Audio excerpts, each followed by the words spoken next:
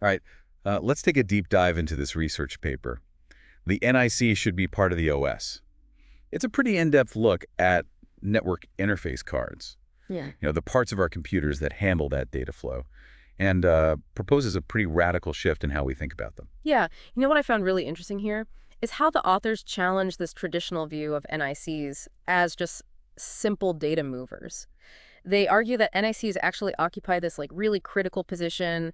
They need to react to all these unpredictable events like, incoming data packets and then get that information where it needs to go super fast. So it's not just about moving the data, it's also about managing this constant influx of information Yeah. and making sure it reaches the right place quickly and efficiently. Yeah, exactly.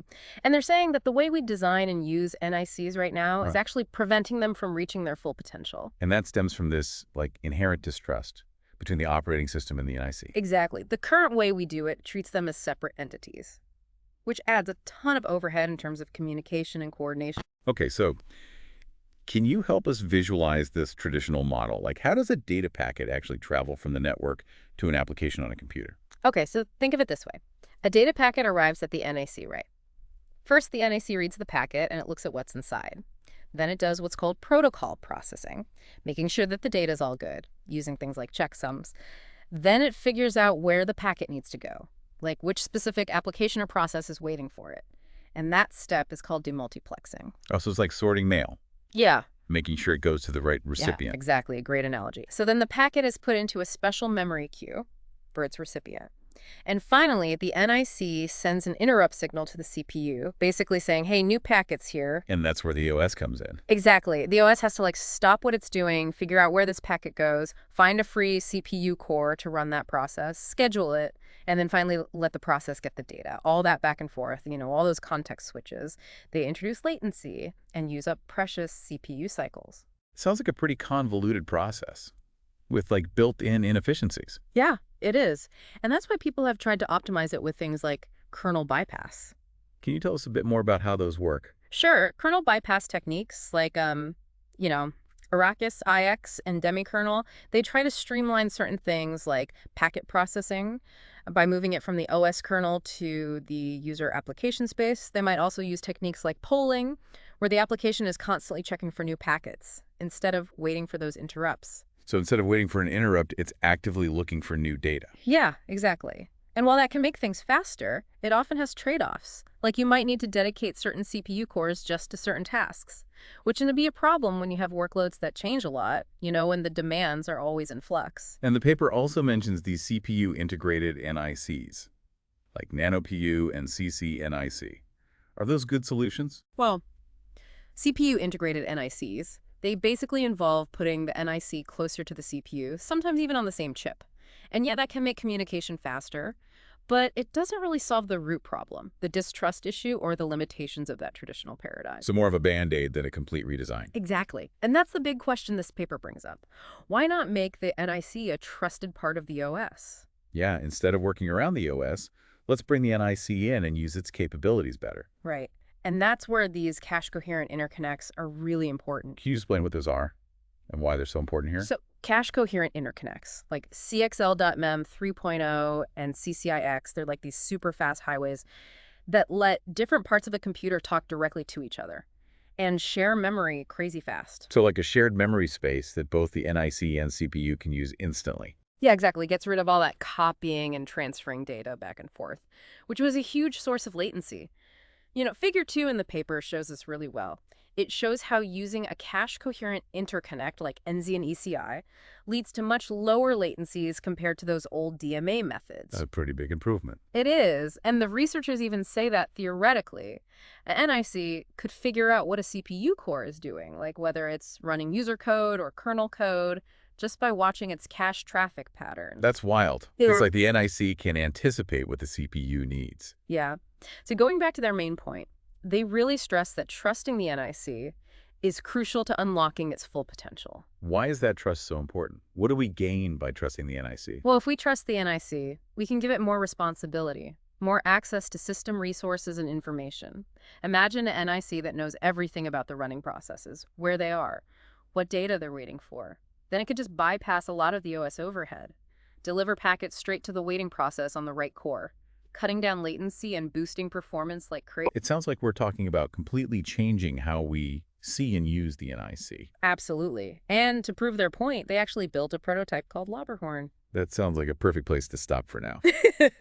We can delve into Lauberhorn and its architecture in part 2 of our deep dive. So Lauberhorn, it's built on this thing called the Enzian Research Computer, which has like a big FPGA, 100 G-bounds interfaces, and most importantly, that cache-coherent interconnect we talked about. This lets the NIC and the CPU talk to each other really quickly and efficiently. Okay, so Lauberhorn's innovation lies in how it decodes and delivers these messages that facilitate communication between applications. Could you unpack that a bit more for us? Sure, so Lauberhorn's receive path, it can be broken down into like two main functions, RPC decoding, and then transferring that request over to the CPU. And the decoding part is actually pretty complex. It takes that incoming network packet and it dissects it, to figure out not just which application it's for, but like which specific piece of code within that application needs to handle it. Wow, so it goes down to that level of granularity. Yep.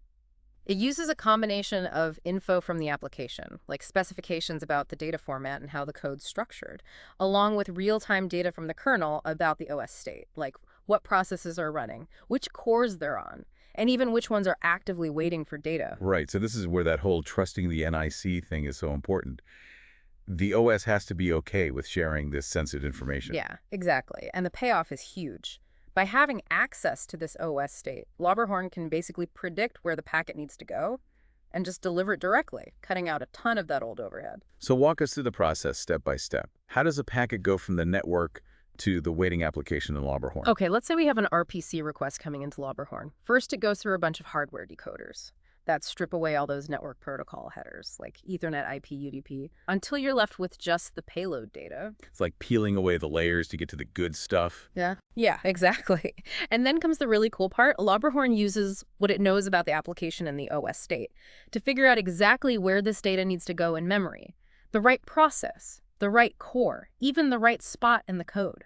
So instead of just putting the packet in a general queue and interrupting the CPU, Lauberhorn makes a custom delivery just for the waiting application. Yeah, exactly. It puts together this little data structure with the payload and all the metadata, and then puts it straight into the CPU's cache. Using this clever cache line-based protocol, you can see it in Figure 4 of the paper, it basically uses two dedicated cache lines for each communication endpoint. Can you remind us what cache lines are and why they're important here? Oh, sure. Cache lines are like these small chunks of memory that the CPU uses to store data it needs often. They're like a super fast buffer between the CPU and the main memory. So by putting the packet data right into a cache line, Lauberhorn makes sure the CPU can access it almost instantly. So when the application is ready for data, it's already there in the cache, like a prepackaged delivery? Exactly. And all of this happens with barely any software involved. The CPU doesn't need to stop what it's doing. Switch context. Search for the right process. None of that. The data is just there waiting. That's amazing. This integration with the OS is so smooth. How does Lauberhorn work so well with existing operating systems like Linux? Well, one key thing is how Lauberhorn handles CPU core allocation and scheduling.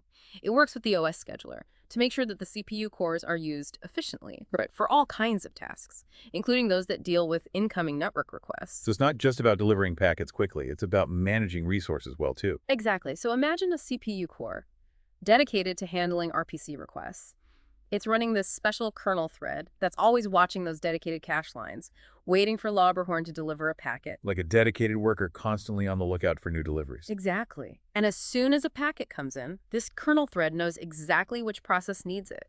And it switches the core to run that process, and the process finds the data already in its cache, thanks to Lauberhorn. So no interrupts, no context switching, no searching. Everything's handled behind the scenes by Lauberhorn and the OS. Yep. And the best part is, this works for both dedicated and shared core situations. For applications that need their own dedicated cores to work best, Lauberhorn makes sure those cores always have packets to work on, so there's no downtime. And what about applications that share cores? How does Lauberhorn handle that? Well, it's got this smart way of making sure everyone gets their fair share of CPU time without sacrificing efficiency. If a core is running a process that's waiting for a packet, Lauberhorn can just deliver it right to the cache. Minimizing latency and maximizing efficiency. Exactly. But what if the core is busy running something else, something that's not expecting network data? Well, in that case, Lauberhorn can use a few different tricks. It can tell the OS to put the waiting process on that core, basically saying, hey, this one's ready to go. Or it can hold on to the packet for a bit and deliver it when the core is free. So it's constantly adapting to what's happening in the system. Right, making sure those packets get delivered efficiently, without causing any unnecessary interruptions or delays.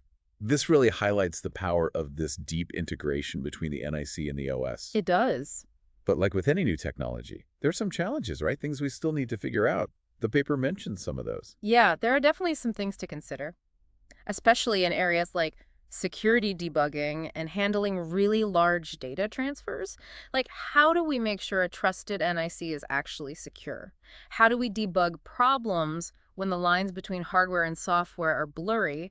And how do we handle those big data transfers where just putting the data in the cache might not be the best way? Those are all good points. Yeah.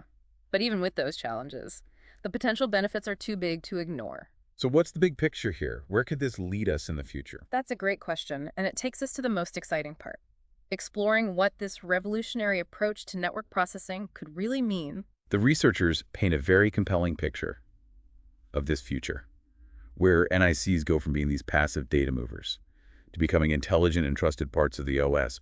What kind of changes do you see coming from this shift, say in the next 5 to 10 years? Yeah, the implications are huge. This level of OS-NIC integration could really revolutionize computing, especially in fields that deal with a lot of data. Can you give us some examples? Sure. Think about AI and machine learning. They're all about crunching tons of data. Now imagine an NIC that can pre-process and filter that data before it even gets to the CPU. That would make training and inference tasks so much faster. So the NIC acts as a smart filter, only letting the most important data through, saving time and energy. Right, or think about cloud computing. With tech like Lauberhorn, cloud providers could offer these virtual machines that are way more efficient and responsive because that overhead from network virtualization would be gone. So faster and cheaper cloud services for everyone. What about edge computing, where devices are often limited in terms of resources? Oh, edge computing is a perfect example. By offloading all that complex network processing to the NIC, edge devices could become way more powerful, opening up all kinds of new possibilities for things like IoT and self-driving cars. The possibilities seem endless. Are we like on the cusp of this new era, where the lines between hardware and software start to blur? That's a really good point. This research is just scratching the surface. The more we explore this idea of trusted NIC, the more amazing applications we're going to find. But we can't forget about the challenges either, Yeah. especially when it comes to security. If we're giving the NIC all this access and trust, we need to make sure it's completely secure. Absolutely. Security is paramount. We'll need things like hardware-based isolation, secure boot, tamper-proof designs to guarantee that the NIC can be trusted. So we need to change how we approach both hardware and software design. We do, but the payoff is huge. Imagine a world where data just flows through our systems, effortlessly and securely, where there's no lag, and we're using our computing resources as efficiently as possible. That's what this new paradigm offers. This has been an incredibly insightful deep dive. What are your final thoughts for our listeners? What should they take away from all this? The big takeaway is that the NIC, this thing we often don't even think about, has the potential to revolutionize computing. By making it a trusted part of the OS, we can achieve levels of performance efficiency and security we've never seen before. The future of computing is about to change in a big way. Thank you for joining us. We encourage you to think about what you've learned and consider the possibilities that lie ahead.